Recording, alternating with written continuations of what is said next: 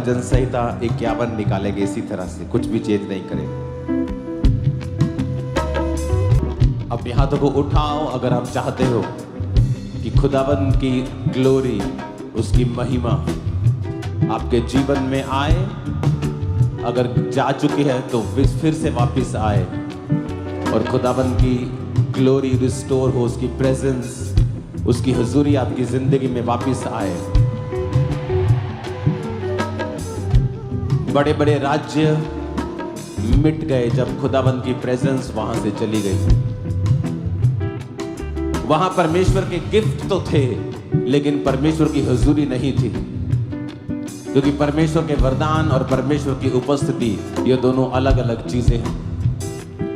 जहां परमेश्वर का उपस्थिति होगी, उसकी प्रेजेंस होगी,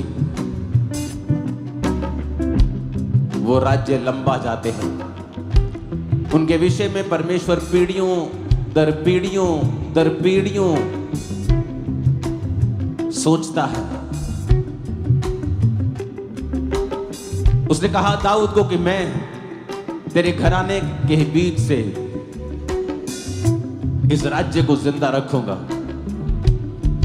क्योंकि बाइबल कहती है परमेश्वर ने दाऊद को अपने मन मुताबिक पाया।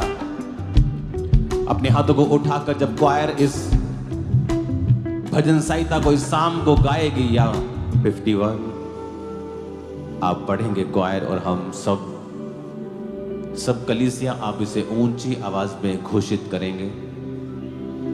हे परमेश्वर, अपनी करुणा के अनुसार मुझ पर अनुग्रह कर। अपनी बड़ी दया के अनुसार मेरे अपराधों को मिटा दे। मुझे भली भांति धोकर मेरा अधर्म दूर कर और मेरा पाप छुड़ाकर मुझे शुद्ध कर। मैं तो अपने अपराधों को जानता हूँ और मेरा पाप निरंतर मेरी दृष्टि में रहता है। मैंने केवल तेरे ही विरुद्ध पाप किया और जो तेरी दृष्टि में बुरा है वही किया है, ताकि तू बोलने में धर्मी और न्याय करने में निष्कलंक ठहरे। देख, मैं अधर्म के साथ उत्पन्न हुआ और पाप के साथ अपनी माता के गर्भ में पड़ा। देख, तू हृदय की सच्चाई से प्रसन्न होता है और मेरे मन ही में ज्ञान सिखाएगा। जूफा से मुझे शुद्ध कर तो मैं पवित्र हो जाऊंगा। मुझे धो और मैं हिम से भी अधिक श्वेत बनूंगा। यीशु के लहू से मुझे शुद्ध कर, यीशु के लहू से मुझे शुद्ध कर तो मैं पवित्र हो जाऊंगा। मुझे धो तो मैं हिम से भी अधिक श्वेत बनूंगा। मुझे हर्ष और आनंद की बातें सुना, जिससे जो हड्डियां तूने तोड़ डाली हैं वे मगन हो जाएं। अपना मुख मेरे पापों की ओर से फेर ले और मेरे सारे अधर्म के कामों को मिटा डाल। हे परमेश्वर, मेरे अंदर शुद्ध मन उत्पन्न कर और मेरे भीतर स्थिर आत्मा नए सिरे से उत्पन्न कर। मुझे अपने सामने से निकाल न दे और अपने पवित्र आत्मा को मुझसे अलग ना कर। अपने किए हुए उद्धार का हर्ष मुझे फिर से दे और उदार आत्मा देकर मुझे संभाल। तब मैं अपराधियों को तेरा मार्ग सिखाऊंगा और पापी तेरी ओर फिरेंगे। हे परमेश्वर, हे मेरे उद्धारकर्ता परमेश्वर, मुझे हत्या के अपराध से छुड़ा ले। तब मैं तेरे धर्म का जय जयकार करने पाऊंगा। हे प्रभु, मेरा मुंह खोल दे, तब मैं तेरा गुणानुवाद कर सकूंगा।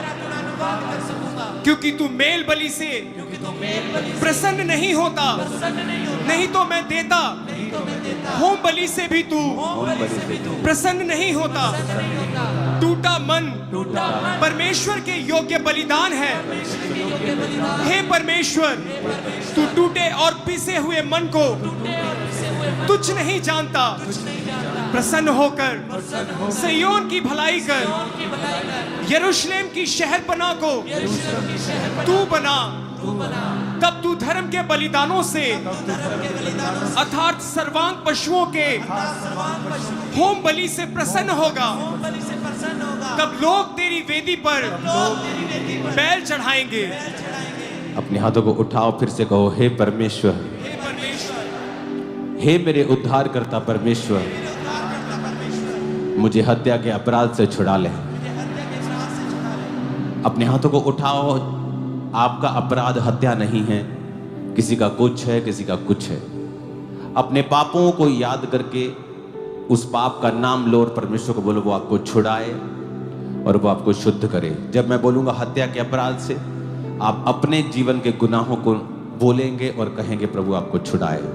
हे परमेश्वर, हे मेरे उद्धारकर्ता परमेश्वर, मुझे हत्या के अपराध से छुड़ा ले, तब मैं तेरे धर्म का जय जयकार करने पाऊंगा।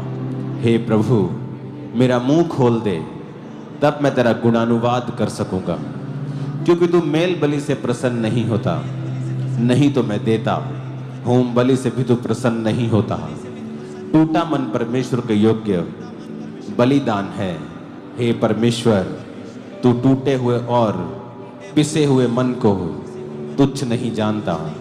प्रसन्न होकर सिय्योन की भलाई कर, प्रसन्न होकर मेरी भलाई कर, और यरूशलेम की शहरपनाह को तू बना, इस सेवकाई की शहरपनाह को तू बना, इनकी जिंदगी की शहरपनाह को तू बना। तब तू धर्म के बलिदानों से अर्थात सर्वांग पशुओं की होम बलि से प्रसन्न होगा। तब तू मेरी ऑफरिंग से प्रसन्न होगा, मेरी भेंटों से, मेरे टाइट से प्रसन्न होगा। तब लोग तेरी वेदी पर बैल चढ़ाएंगे। सारी कलीसिया कहे आमीन। ऊंची आवाज में कहे आमीन। अपने हाथों को उठाओ। Thank you Jesus. बाप से निकला यीशु। खुदावंद, तेरे लोग इस दुनिया की सबसे कीमती चीज पवित्र आत्मा और उसकी भरपूरी को आज पाकर वापस जाएं। खुदा बाप, तेरे लोग आज पवित्र आत्मा की प्रेजेंस को पाकर, उसकी अनॉइंटिंग को पाकर यहां से वापस जाएं। मेरे पिता, इनकी जिंदगियां पूरी रीति से बदल जाएं। मेरे सामर्थ्य परमेश्वर, ये माफ करने वाले, आग से भरे हुए, सामर्थ्य से भरे हुए, अपनी जिंदगी का हर कुछ खुदाबंद के लिए देने वाले बन जाएं। मेरे सामर्थ्य परमेश्वर, और दो इनको इतना ऊंचा करे, इतना ऊंचा करे खुदा बाप, इतना ऊंचा करे कि ये बैरी की पहुंच से बाहर हो जाए। मेरे सामर्थ्य परमेश्वर, अपने हाथों को उठाकर खुदा बाप का थैंक्स करते हुए,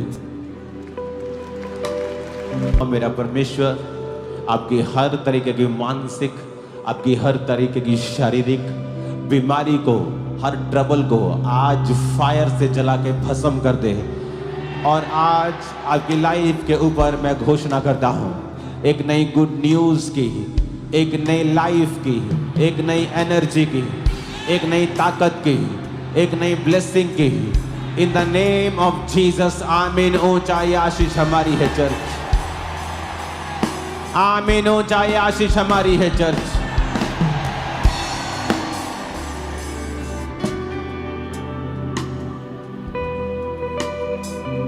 अपने दोनों हाथों को उठाकर खुदाबंद की ग्लोरी को सोखो अपने अंदर। मैंने आपसे कहा था कि खुदाबंद ने कहा है मेरी पत्नी को कि वो प्रचार करे, और तू खुदाबंद की ग्लोरी में, खुदाबंद की महिमा में उनको लेके जा मेरे लोगों को, ताकि आप सोख सके परमेश्वर की प्रेजेंस को। ये वेस्ट करने का समय नहीं है, ये समय अपनी चंगाई के बारे में सोचने का भी नहीं है, ये समय खुदाबंद को पाने का है। अपने दोनों हाथों को उठाकर पवित्र आत्मा को बोलने का है कि पवित्र आत्मा आप मेरे अंदर आए, अपनी प्रेजेंस से मुझे भरे और अपनी सामर्थ से मुझे भरे। भजन संहिता 16 उसकी 1 आयत में लिखा है, हे ईश्वर मेरी रक्षा कर, क्योंकि मैं तेरे ही शरणागत हूं। मैंने परमेश्वर से कहा, तू ही मेरा प्रभु है, तेरे सिवा मेरी भलाई कहीं नहीं। अपनी स्क्रीन की ओर देखें, उस वचन की ओर, और इस वचन को पूरा कर दें स्क्रीन के ऊपर फुल।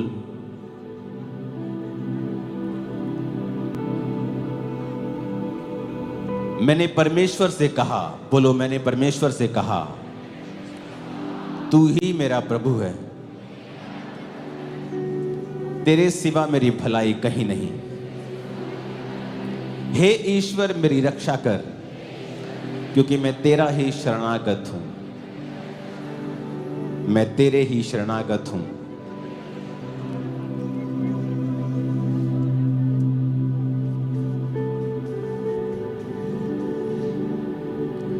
इसमें दाऊद ने क्यों कहा?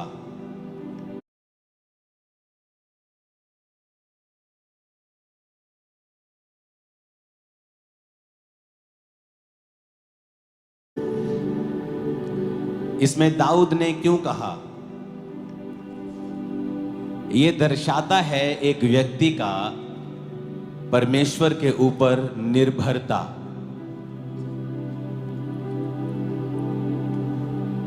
राजा होने के बावजूद, उससे बाद या उससे पहले भी, जब आप परमेश्वर को अपनी निर्भरता दिखाते हैं कि परमेश्वर, जब एक समझ आ जाती है कि परमेश्वर तेरे सिवाय मेरी भलाई और कहीं नहीं, क्योंकि आपकी लाइफ में कई बार आप अपने रिश्तेदारों के ऊपर आस रखते हैं कि एक दिन ये मेरे जीवन में ऐसा करेगा, और परमेश्वर देखता है कि आपने अपनी आस जो है एक मनुष्य के ऊपर लगाई है, और वो आस परमेश्वर बार बार टूटने देता है और आपको, ताकि अपने करीब लेके आ सके। और जब आप ये बात समझ जाते हैं कि, और फिर परमेश्वर को उसने बोला कि परमेश्वर मैं तेरे ही शरणागत हूं। उसके बहुत से दोस्त थे। राजे का बेटा योनातन उसका मित्र था, ऐसा मित्र जो उसके लिए अपने प्राण दे सकता था, जिसने अपनी राजगद्दी त्याग दी थी और कहा था कि ये तेरी है, जबकि वो कोई मोहल्ले की प्रधानगी नहीं त्यागता किसी के लिए, एक देश की प्रधानगी त्याग दी थी, वो उनसे प्रेम करता था। लेकिन फिर भी दाऊद की जो आस थी कि परमेश्वर मैं तेरे शरणागत हूं, मैं तेरे अंडर हूं, मैं तेरे पास आया हूं, और उसको मालूम था कि तेरे सिवाय मेरी भलाई और कहीं नहीं है। जब आप इस बात को समझ जाएंगे कि मेरी परमेश्वर जो भलाई है वो तेरे सिवा कहीं नहीं है, आप अपने रिश्तेदारों से प्रेम करेंगे, हाँ करेंगे, आप लोगों से प्रेम करेंगे, आप लोगों के ऊपर आस नहीं रखेंगे। जब दाऊद ने कहा परमेश्वर मेरे सिवा, तेरे सिवा मेरी भलाई और कहीं नहीं है, प्लीज हटा दो इसको जो उड़ा रहे हो तो। उसने कहा अब तीसरी आयत को पढ़ो। उसने कहा पृथ्वी पर जो पवित्र लोग हैं वो ही आदर के योग्य हैं, उन्हीं से मैं प्रसन्न रहता हूं। अब दाऊद सच्चाइयां बयान कर रहा है कि जो पृथ्वी पर पवित्र लोग हैं वो आदर के योग्य हैं। यानी वो पहली बात कर रहा है कि परमेश्वर मैं तेरे शरणागत हूं, मेरी आस तेरे ऊपर है, मैंने अपना समर्पण तुझे किया है, तू ही मेरा परमेश्वर है। फिर वो कह रहा है कि जो पवित्र लोग हैं, यानी फिर उसके बाद वो कह रहा है कि अपने जीवन को पवित्रताई में बिताओ, क्योंकि जो पवित्रताई में नहीं है वो आदर में नहीं आएगा। अगर आप चाहते हो आपका पति आपका आदर करे, आपकी पत्नी आपका आदर करे, लोग आपका आदर करें, परमेश्वर सबसे बेहतर आपका आदर करे, तो दाऊद ने एक सीक्रेट दिया। उसने कहा जो पृथ्वी पर पवित्र लोग हैं वो ही आदर के योग्य हैं। कई बार लोगों के पास बहुत पैसा होता है और वो जब लोगों के सामने जाते हैं लोग सलाम ठोकते हैं, लेकिन जैसे ही वो वहां से जाते कहते चल भाग जाए यहां से, चोर एक नंबर का। लेकिन जब परमेश्वर आपको पवित्रता के कारण ऊंचा करता है, लोग आपके मुंह पर भी आपका आदर करते हैं और पीठ पीछे आपका ज्यादा आदर करते हैं। तो दाऊद ने कहा 4 आयत में, जो पराये देवता के पीछे भागते हैं उनका दुख बढ़ जाएगा, मैं उनके लहू वाले अर्ध नहीं चढ़ाऊंगा, मैं उनका नाम अपने होठों से नहीं लूंगा। कहता मैं नाम भी नहीं लूंगा, मैं अपने परमेश्वर की स्तुति करूंगा।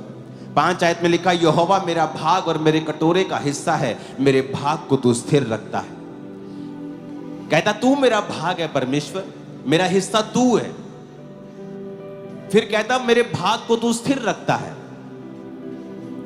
एक बाप के 2 बेटे हैं तो हर एक बेटे का एक भाग आता है प्रॉपर्टी का, लेकिन कई बार जो आपका भाग होता है, आपका हिस्सा होता है, इस दुनिया में आपको नहीं मिलता है।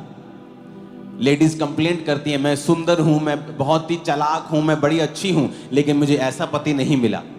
आदमी कंप्लेंट करते हैं, मैं सब कुछ वेल सेटल्ड हूं, लेकिन मुझे अच्छी पत्नी नहीं मिली, मेरे बच्चे अच्छे नहीं। क्योंकि बाइबल कहती है, परमेश्वर कहता कि मैं तेरे भाग को स्थिर रखता हूं। मैं तेरा भाग, जो तेरा धरती पर भाग है ना, जो तेरे धरती पर जो हिस्सा मैंने तेरे लिए रखा है, मैं स्थिर रखता हूं। अगर तू मेरे साथ नहीं है, मेरे शरणागत नहीं है, अगर तूने अपनी आस मुझ पे नहीं रखी है, और अगर तू पवित्रताई में नहीं है, तो वो हिस्सा जो तेरा है तुझे कभी नहीं मिलेगा। दाऊद कहता है 6 में, मेरे लिए माप की डोरी मन भावने स्थान में पड़ी और मेरा भाग मन भावना है। परमेश्वर कहता है मैं तुझे मन भावना भाग दूंगा। एक जगह एक कई बार होता है ना, आप फॉरेन में चले जाओ तो एक बड़ी सारी कॉलोनी कटती है, तो कुछ कॉलोनी में कुछ मकान महंगे होते हैं, कुछ सस्ते होते हैं। जो पानी के नज़दीक होता है, किसी कम्युनिटी के नज़दीक होता है, किसी जिम के नज़दीक होता है, मार्केट के नज़दीक बड़ा होता है, वो महंगा होता है। दाऊद कहता है कि जो मेरे मापने की डोरी है, कहता वो ऐसे स्थान में पड़ी जो मन भावना है। यानी तू उसी जगह पे रहते हुए, उसी स्टेट में रहते हुए, उसी मोहल्ले में रहते हुए, उसी शहर में रहते हुए, पर जो तेरा हिस्सा होगा वो सबसे अलग होगा और सबसे बड़ा होगा और सबसे बेहतर होगा। और अगर आप इसे इब्रानी भाषा में पढ़ेंगे, क्योंकि ये इब्रानी भाषा में बाइबल पुराना नियम लिखा गया था, अगर आप इसे इब्रानी भाषा में पढ़ेंगे तो आप इसमें वचन जो पढ़ेंगे, इसका मतलब आत्मिक नहीं है। जो इस लाइन का मतलब शारीरिक आशीषें हैं। कई बार वो आत्मिक आशीषों का जिक्र करता है, कई बार वो शारीरिक आशीषों का जिक्र करता है, क्योंकि परमेश्वर ने अब्राहम को दोनों आशीषें देने का वायदा किया था कि मैं तुझे आसमान की, मैं तुझे आत्मिक और शारीरिक दोनों आशीषें दूंगा।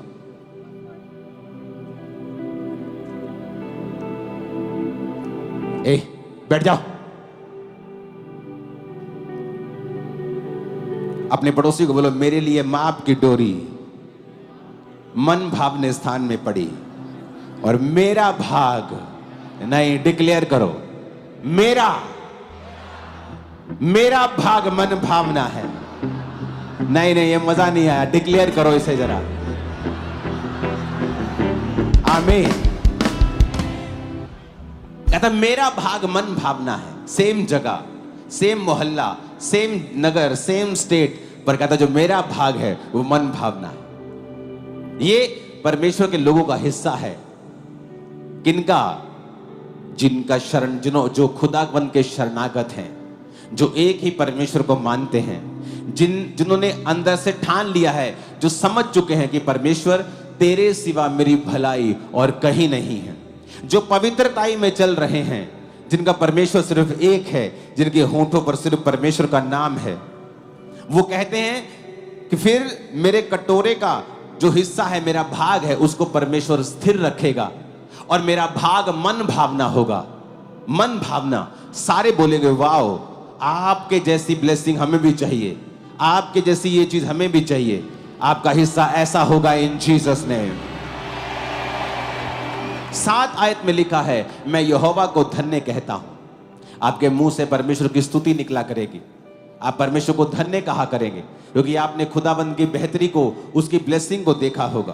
क्योंकि उसने मुझे सम्मति दी है, वरन मेरा मन भी रात में मुझे शिक्षा देता है।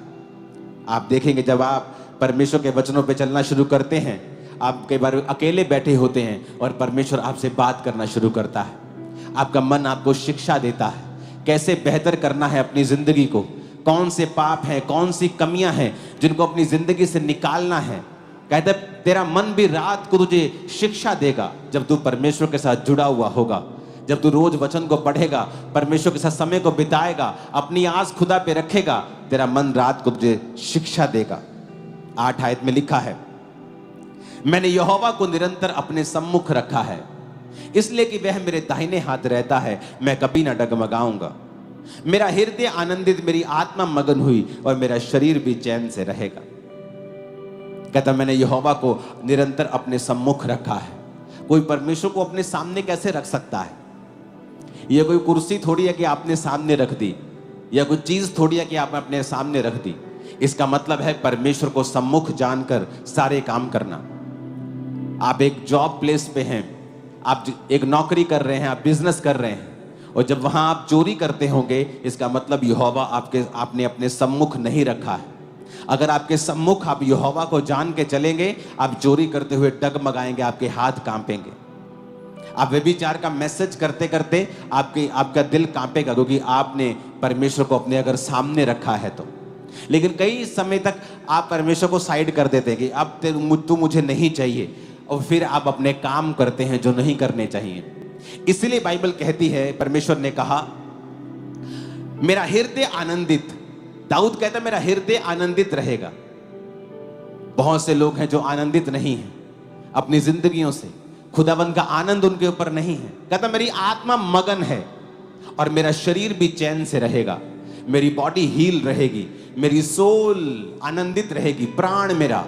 अंदर से जो बेचैनी है, अंदर से जो खालीपन है, अंदर से जो सवालिया निशान उठते हैं, अंदर से जो खालीपन है, अंदर से जो एक बेचैनी है, उसने कहा वो खत्म हो जाएगी और तू मगन होगा। तेरा हृदय आनंदित रहेगा, तेरा शरीर भी चैन से रहेगा, तेरा शरीर भी हील रहेगा, तेरा शरीर भी मजबूत रहेगा। और ये कैसे होगा? जब तू परमेश्वर को अपने सम्मुख रखेगा। जब तू पाप करने लगेगा और सोचेगा नहीं, परमेश्वर मेरे सामने खड़ा, मुझे देख रहा है। अगर तू गलती करेगा तो उसकी माफी मांगे, परमेश्वर के सामने चला जाएगा, दोबारा ना दोहराने का वायदा करेगा और खुदाबंद को फिर अपने सामने रखेगा।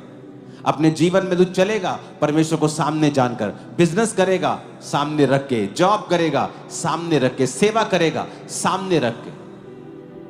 कहता अगर तू यहोवा को अपने सम्मुख रखेगा, तेरा हृदय आनंदित रहेगा, तेरी आत्मा मगन रहेगी, तेरा शरीर चैन में रहेगा। क्योंकि तू मेरे प्राण को धलोक में ना छोड़ेगा, ना पवित्र भक्त को सड़ने देगा। तू मुझे जीवन का रास्ता दिखाएगा, तेरे निकट आनंद की भरपूरी है, तेरे दाहिने हाथ में सुख सर्वदा बना रहता है। यह भविष्यवाणी जब वो आत्मा में था तो उसने ये भविष्यवाणी की थी कि तू मेरे प्राण को अधोलोक में ना छोड़ेगा, जो जीसस क्राइस्ट के लिए थी, ना पवित्र भक्त को सड़ने देगा, जो जीसस क्राइस्ट के लिए थी। उसने ना तो जीसस क्राइस्ट के बॉडी को सड़ने दिया, ना ही उसको अधोलोक में छोड़ा, और वह मुर्दों में से जी उठा और वापिस आया और आज भी जीवित है। उसने कहा तू मुझे जीवन का रास्ता दिखाएगा, जहां जीवन है।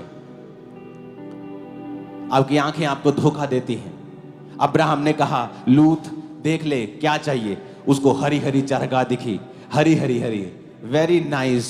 कहता ये मुझे चाहिए, लेकिन वो नहीं जानता था कि वो हरी चारगाह नहीं है, वो सदम और अमोरा की ओर जा रहा है, विनाश की ओर जा रहा है। आपकी आंखें आपको धोखा देती हैं।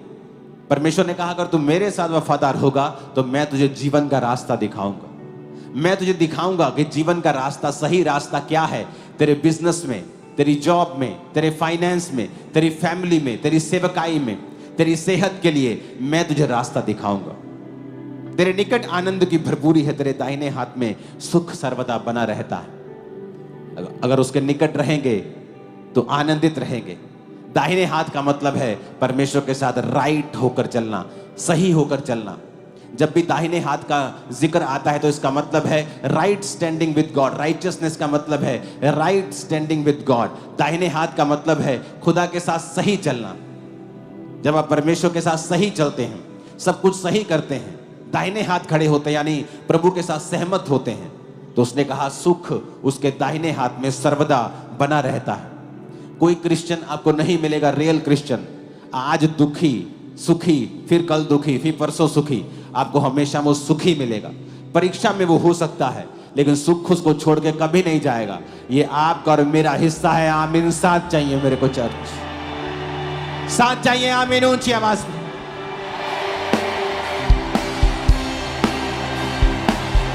कि आप तौबा करें अपनी लाइफ में, खुदा के पास जाएं, उसके बिना कुछ नहीं मिलेगा आपको।